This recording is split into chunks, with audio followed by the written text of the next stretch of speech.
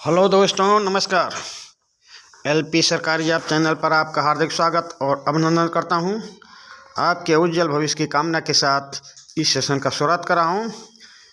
इस सेशन की शुरुआत से पहले आप लोग अपने दोस्तों के बीच इस चैनल को शेयर करें और सबको बता दें कि ये सेशन शुरू हो रहा है, और शेयर कर दें और दोस्तों से भी कहें कि इस चैनल को सब्सक्राइब करें और सेशन शुरू हो रहा उसको देखना चालू करें और लाइक कमेंट के माध्यम से मेरा उत्साह बढ़ाएं। चलिए, पहला प्रश्न है। पहले सेशन में बहुविकल्पी में से 9 प्रश्न हो गए थे, 10वां प्रश्न रह गया था। वो भी आज को इस सेशन में वो प्रश्न मिलने वाला है, जिसका पहला प्रश्न इस सेशन का पहला प्रश्न और बहुविकल्पी का आखिरी प्रश्न है। रेल मार्ग व सड़क मार्ग बनाना सस्ता और सरल है। रेल मार्ग और सड़क मार्ग बनाना सस्ता और सरल कहाँ पर है? पठारों पर है, या पहाड़ों पर है, या मैदानों पर है, या रेगिस्तान में है। रेल मार्ग और सड़क मार्ग बनाना सस्ता और सरल कहाँ पर है? प्रश्न को ध्यान से पढ़ेंगे और ऑप्शन को भी ध्यान से पढ़ेंगे, तब उत्तर करने का प्रयास करेंगे। रेल मार्ग और सड़क मार्ग बनाना सस्ता और सरल कहाँ पर है? तो ये भाई मैदानों पर है। रेल मार्ग और सड़क मार्ग बनाना सस्ता और सरल मैदानों पर है। चलिए, अगले प्रश्न पे आ जाते हैं। ये उस सेशन का लास्ट प्रश्न था। अब आ जाइए, रिक्त स्थानों की पूर्ति करना है। रिक्त स्थान की पूर्ति करें। इसमें आपको जो खाली जगह दिया गया है वहाँ पे आपको भरकर प्रश्न को पूरा करना है। संयुक्त राष्ट्र संघ की स्थापना खाली स्थान हुई थी। कहाँ, कब हुई थी? संयुक्त राष्ट्र संघ की स्थापना कब हुई है, ये आपसे पूछा जा रहा है। तो चलिए भाई, उत्तर बताने का प्रयास करें। संयुक्त राष्ट्र संघ की स्थापना कब हुई थी? तो चलिए हम आपको बताते हैं। संयुक्त राष्ट्र संघ की स्थापना 24 अक्टूबर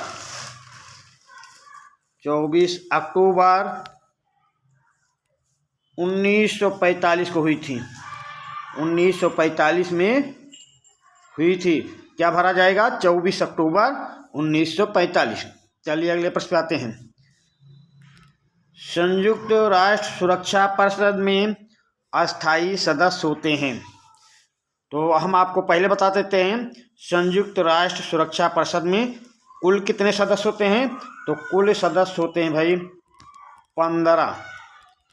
कुल सदस्य 15 होते हैं।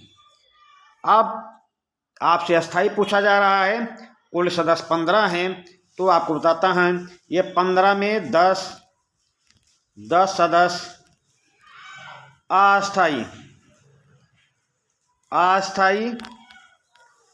और 5 सदस्य अस्थाई होते हैं।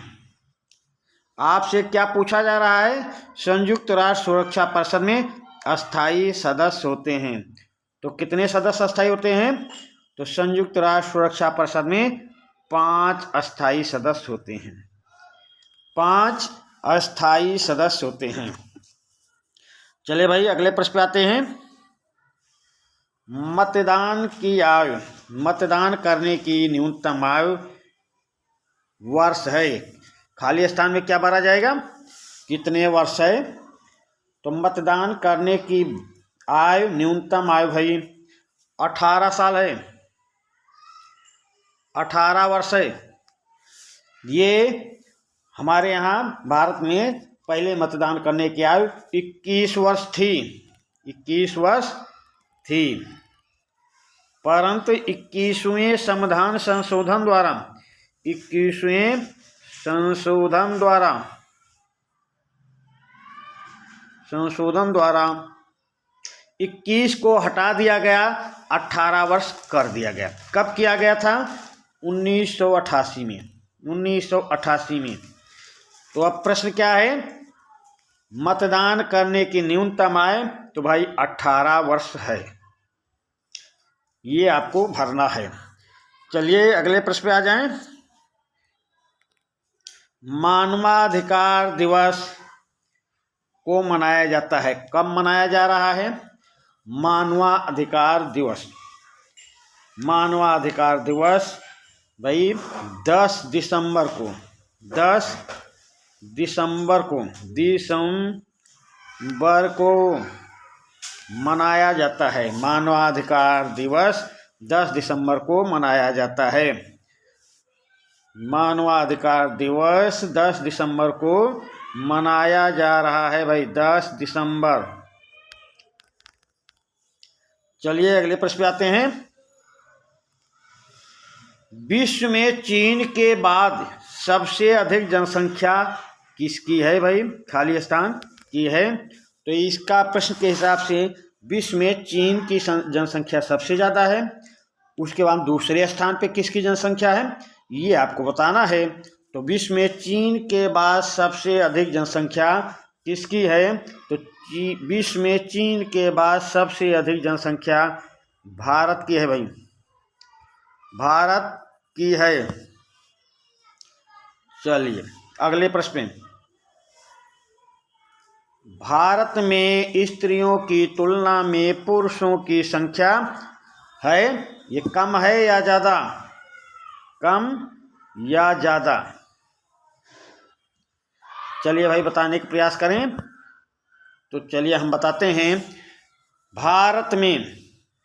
भारत में स्त्रियों की तुलना में पुरुषों की संख्या अधिक है भाई, अधिक है, इसमें अधिक भरा जाएगा। चलिए अगले प्रश्न पे आ जाइए। अगला प्रश्न है, रूस में घास के मैदान को खाली स्थान कहते हैं भाई, क्या कहते हैं रूस में घास के मैदान को? इसका उत्तर आपको बताना है। रूस में घास के मैदान को क्या कहते हैं? चलिए भाई उत्तर बताते रहें, उत्तर बताने का प्रयास करें। रूस में घास के मैदान को क्या कहते हैं? तो चलिए हम बताते हैं। रूस में घास के मैदान को भाई स्टेपी कहते हैं, स्टेपी भरा जाएगा। रूस में घास के मैदान को स्टेपी कहते हैं। चलिए अगले प्रश्न पे आ जाएं। संयुक्त राज्य अमेरिका में घास के मैदान को क्या कहते हैं भाई? तो रूस में घास के मैदान को स्टेपी कहते हैं, और संयुक्त राज्य अमेरिका में घास के मैदान को क्या कहते हैं भाई? प्रेयरी कहते हैं, प्रेयरी। संयुक्त राज्य अमेरिका में घास के मैदान को प्रेयरी कहते हैं भाई, प्रेयरी भरा जाएगा। चलिए अगले प्रश्न पे आ जाते हैं। भूमध्य सागरीय प्रदेश में, तो भूमध्य सागरीय प्रदेश में वर्षा होती है, कम होती है या ज़्यादा होती है? क्या भरा जाएगा भाई? तो भूमध्य सागरीय प्रदेश में अधिक वर्षा होती है, अधिक वर्षा होती है। भूमध्य सागरीय प्रदेश में अधिक वर्षा होती है। चलिए अगले प्रश्न में, अर्जेंटीना में घास के मैदान को क्या कहते हैं भाई? अर्जेंटीना में घास के मैदान को क्या कहते हैं? चलिए खाली स्थान पे भरिए भाई, क्या कहेंगे? तो अर्जेंटीना में घास के मैदान को भाई पम्पाज कहते हैं, पम्पाज कहते हैं भाई। अर्जेंटीना में घास के मैदान को पम्पाज कहते हैं। ये खाली स्थान भरने वाला हो गया। एक प्रश्न पहले सेशन का जो छूट गया था वो हो गया। अब आ जाइए प्रश्न नंबर 3 पे भाई। सही जोड़े बनाना है, सही जोड़े बनाना है। ये ऑप्शन है, ये ऑप्शन है, इसमें सही जोड़े आपको बनाना है। तो भाई सही जोड़े बनाइए। इसमें बाइसन है, डाउन है, रेंच है, काउबॉय है, किर्गिज। मिलाना है इससे पशुओं का बाड़ा, पशुओं को चराने वाला, जनजाति, ऑस्ट्रेलिया, उत्तरी अमेरिका। तो भाई इसको सही जोड़ा अपने आप मिलाएं और ये सेशन के लास्ट में कमेंट द्वारा बताएंगे सही कि आपके कितने प्रश्न सही हुए। तो बाइसन को भाई किससे मिला देते हैं? चलिए मिलाने का प्रयास करते हैं। बाइसन को उत्तरी अमेरिका से मिला देते हैं। चलिए भाई अब डाउन पे आ जाइए। डाउन क्या है? तो डाउन को ऑस्ट्रेलिया से मिला देते हैं। ऑस्ट्रेलिया से रेंज क्या है? पशुओं का बाड़ा है। रेंज पशुओं का बाड़ा है। काउबॉय, काउ का अर्थ गाय, बाय का अर्थ लड़का, तो अब समझिए काउबॉय पशुओं को चराने वाला। अब किर्गिज क्या है? एक जनजाति का नाम है। किर्गिज जनजाति का नाम है। तो चलिए भाई ये आपका मिलान हो गया है। अब ये बार बार इसको देखते रहें, बार बार पढ़ते रहें, आपको सब याद हो जाएगा। जल्दबाजी में कोई काम नहीं करेंगे और सेशन को अपने दोस्तों के बीच शेयर करें और ज़्यादा से ज़्यादा मात्रा में सब्सक्राइब करवाएं और इसको बार बार देखने का प्रयास करें। आप 4-6 बार देखेंगे आपको सब याद हो जाएगा। चलिए अगले प्रश्न पे आ जाएं। प्रश्न नंबर 4, निम्नलिखित कथनों में से सही के सामने सही का और गलत के सामने गलत का निशान लगाइए। सही के सामने सही और गलत के सामने गलत का निशान आपको लगाना है। चलिए भाई उत्तर देने का ऑप्शन देख लें। का प्रश्न को देखें। भारतीय सेना के तीनों अंगों का मुख्यालय दिल्ली में है। ये सही है या गलत? उत्तर देते रहें, कमेंट के माध्यम से बताना भी है और ज़्यादा से ज़्यादा बार देखने की कोशिश करेंगे। भारतीय सेना के तीनों अंगों का मुख्यालय दिल्ली में है। ये सही है या गलत है? चलिए भाई बताने का प्रयास करें। तो भारतीय सेना के तीनों अंगों का मुख्यालय दिल्ली में है। सही। चलिए दूसरे पे आ जाएं। वायुसेना के अध्यक्ष को एडमिरल कहते हैं। सही है भाई क्या? वायुसेना के अध्यक्ष को एडमिरल कहते हैं। सही है? चलिए बताने का प्रयास करें। वायुसेना के अध्यक्ष को एडमिरल कहते हैं। तो नहीं भाई, ये गलत है ऑप्शन। वायुसेना के अध्यक्ष को एडमिरल नहीं कहते, एयर चीफ मार्शल कहते हैं। एयर चीफ मार्शल कहते हैं। एयर चीफ मार्शल कहते हैं। वर्तमान में एयर चीफ मार्शल है कौन? वर्तमान में एयर चीफ मार्शल है कौन? तो वर्तमान में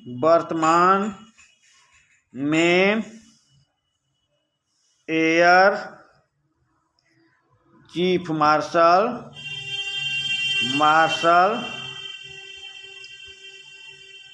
विवेक राय चौधरी है भाई। विवेक राय चौधरी हैं। विवेक राय चौधरी। तो चलिए भाई अब देख लिए, ये तो सही है, ये गलत निकल गया। चांदी की खानें राजस्थान राज्य में हैं। चलिए भाई बताने का प्रयास करें, सही है या गलत? चांदी की खानें राजस्थान राज्य में हैं या नहीं? गलत सही के निशान से आप अपना उत्तर दें। तो चांदी की खानें राजस्थान में हैं भाई, ये सही है। अब आ जाइए घा पर। वायुयान निर्माण में एल्युमिनियम धातु का प्रयोग किया जाता है। तो एल्युमिनियम धातु का प्रयोग किया जाता है क्या? वायुयान निर्माण में एल्युमिनियम धातु का प्रयोग किया जाता है। किया जाता है तो सही का निशान लगा दें, नहीं किया जाता तो गलत का निशान लगा दें। प्रश्न नंबर घ पे देखें, वायुयान निर्माण में एल्युमिनियम धातु का प्रयोग किया जाता है। भाई सही है, ये ऑप्शन सही है। प्रश्न नंबर अंगा पे आ जाएं, कोयला और अभ्रक धात्विक खनिज हैं। कोयला और अभ्रक धात्विक खनिज हैं। सही है या गलत तो बताने का प्रयास करें। प्रश्न नंबर अंगा का, प्रश्न नंबर 4 में अंगा का बताने का प्रयास करें। कोयला और अभ्रक धात्विक खनिज हैं। सही है तो सही का निशान, गलत है तो गलत का निशान। तो हम आपको बताते हैं, अभ्रक धात्विक खनिज है। कोयला जीवाश्मी है भाई, जीवाश्मी है। कोयला जीवाश्मी है, अभ्रक धात्विक है। तो ये ऑप्शन आपका गलत हो जाएगा। चलिए भाई, गलत सही का हो गया आप। अब अगले प्रश्न पे आते हैं। प्रश्न नंबर 5 पे, निम्नलिखित प्रश्नों के उत्तर देना है। इसमें आपको उत्तर देना है। प्रश्न उत्तर है, निम्नलिखित प्रश्नों के उत्तर दीजिए। प्रश्न का में देखें, टीपू सुल्तान ने श्रीरंगपट्टनम की संधि किस सन में की?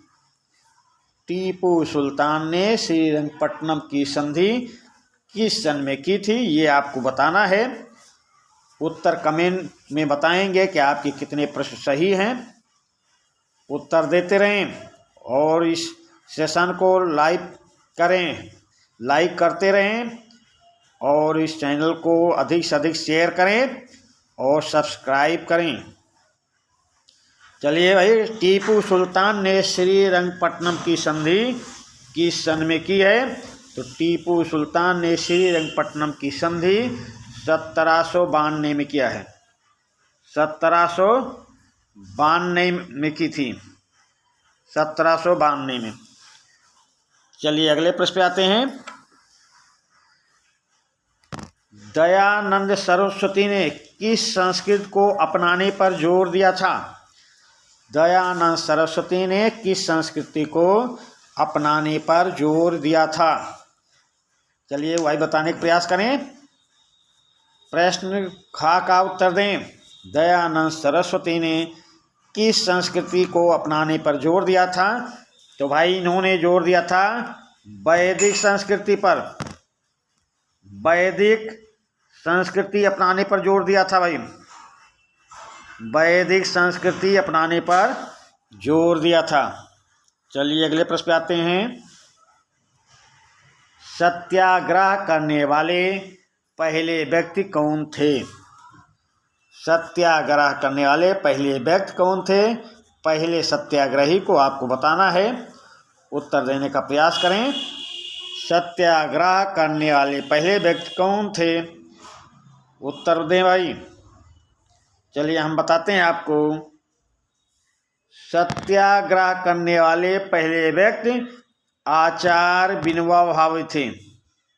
आचार्य विनोबा भावे थे। और ये नहीं कि विनोबा भावे खाली लिख दो, आपको उत्तर में लिखना है सत्याग्रह करने वाले पहले व्यक्ति आचार्य विनोबा भावे थे। एक शब्द में उत्तर देने का प्रयास नहीं करना। जैसे आपको टीपू सुल्तान ने श्रीरंगपट्टनम की संधि कब की, तो उत्तर लिखना होगा टीपू सुल्तान ने श्रीरंगपट्टनम की संधि 1792 में की। फिर दूसरा देखें, दयानंद सरस्वती ने किस संस्कृति को अपनाने पर जोर दिया? तो एक शब्द में उत्तर नहीं देना है, लिखना ऐसा लिखना है दयानंद सरस्वती ने वैदिक संस्कृति को अपनाने पर जोर दिया। फिर सत्याग्रह करने वाले पहले व्यक्ति कौन थे? तो आपको उत्तर डाल के लिखना है सत्याग्रह करने वाले पहले व्यक्ति आचार्य विनोबा भावे थे। चलिए अगले प्रश्न पे आते हैं। प्रथम पंचवर्षीय योजना कब लागू की गई थी? प्रथम पंचवर्षीय योजना कब लागू की गई थी? चलिए भाई बताने का प्रयास करें कि प्रथम पंचवर्षीय योजना कब लागू की गई है। तो प्रथम पंचवर्षीय योजना 1952 में लागू की गई थी भाई, 1952 में। तो आपको उत्तर कैसे लिखना है? प्रथम पंचवर्षीय योजना सन 1952 में लागू की गई थी, ऐसा उत्तर देना है आपको। चलिए प्रश्न नंबर अंगा पे आ जाएं। अक्षयशील संसाधन कौन कौन से हैं भाई? अक्षयशील संसाधन कौन कौन से हैं? चलिए भाई उत्तर देने का प्रयास करें। अक्षयशील संसाधन कौन कौन से हैं? तो अक्षयशील संसाधन में हम आपको बताते हैं उत्तर कैसे लिखेंगे। अक्षयशील संसाधन में सूर्य का प्रकाश, पवन, वायु आदि कभी ना समाप्त होने वाले संसाधन को अक्षयशील संसाधन कहते हैं। फिर से उत्तर सुनिए। सूर्य का प्रकाश, पवन, वायु आदि कभी ना समाप्त होने वाले संसाधन को अक्षयशील संसाधन कहते हैं। समझ गए? ऐसा ही उत्तर लिखना है। चलिए अगला प्रश्न पे आ जाइए। अनुकूलतम जनसंख्या किसे कहते हैं? अनुकूलतम जनसंख्या किसे कहते हैं? चलिए भाई उत्तर देने का प्रयास करें। अनुकूलतम जनसंख्या किसे कहते हैं? तो चलिए हम इसका उत्तर आपको बताते हैं कि अनुकूलतम जनसंख्या किसे कहते हैं। तो उत्तर कैसे लिखेंगे? अनुकूलतम जनसंख्या जनसंख्या की वह स्थिति है जो देश में उपलब्ध भूमि सुविधाओं और अन्य प्राकृतिक संसाधनों पर दबाव ना डालती हो। उत्तर कैसे लिखेंगे? अनुकूलतम जनसंख्या जनसंख्या की वह स्थिति है जो देश में उपलब्ध भूमि सुविधाओं एवं अन्य प्राकृतिक संसाधनों पर दबाव ना डालती हो, उसे अनुकूलतम जनसंख्या कहते हैं। चलिए अगले प्रश्न में आए। व्यापार से आप क्या समझते हैं? व्यापार से आप क्या समझते हैं? तो भाई व्यापार के बारे में बताइए कि व्यापार किसे कहते हैं, व्यापार से आपको क्या जानकारी होती है, व्यापार क्या है। चलिए भाई इसका चलो हम उत्तर आपको बताते हैं कि व्यापार किसे कहते हैं। चलिए भाई उत्तर बताएं आपको।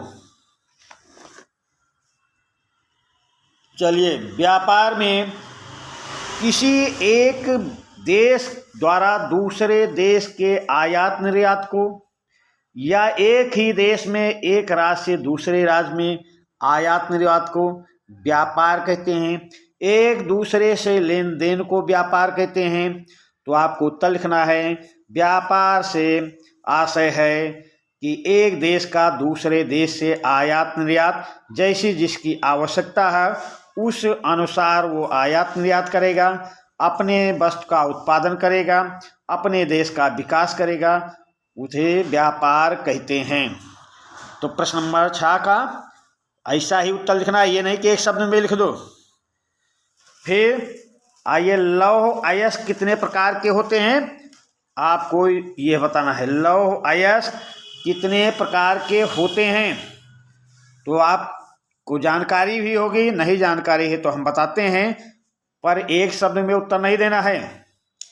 लिखना है लौह अयस्क 4 प्रकार के होते हैं। 4 प्रकार भाई, 4 प्रकार के होते हैं। और अगर समय रहेगा तो चारों प्रकार के नाम लिख देना। क्या है चारों प्रकार के नाम? मैग्नेटाइट, हेमेटाइट, लिमोनाइट और सिंडेराइट। याद होगा तो ये चारों प्रकार के नाम भी लिख देना। इस तरह आपको उत्तर करना है भाई। अगले प्रश्न पे आ जाएं। वर्तमान में भारत के उपराष्ट्रपति कौन हैं? वर्तमान में भारत के उपराष्ट्रपति कौन हैं? चलिए भाई, ये तो आपको पता होना चाहिए कि वर्तमान में भारत के उपराष्ट्रपति कौन हैं। चलिए बताने का प्रयास करें और इस सेशन को बार बार देखें, 5-6 बार देखेंगे उसी में याद हो जाएगा। ये नहीं कि कहीं लिखने की ज़रूरत नहीं है, बार बार देखें और ये सब याद हो जाएगा। 2-4 बार अभी 6 बार अभी देख रहे हैं, याद हो जाएगा। पेपर होने के 1-2 दिन पहले देखेंगे, बस सब याद रहेगा। लिखने से तो कॉपी में भी लिख लेते हो, याद नहीं होता है।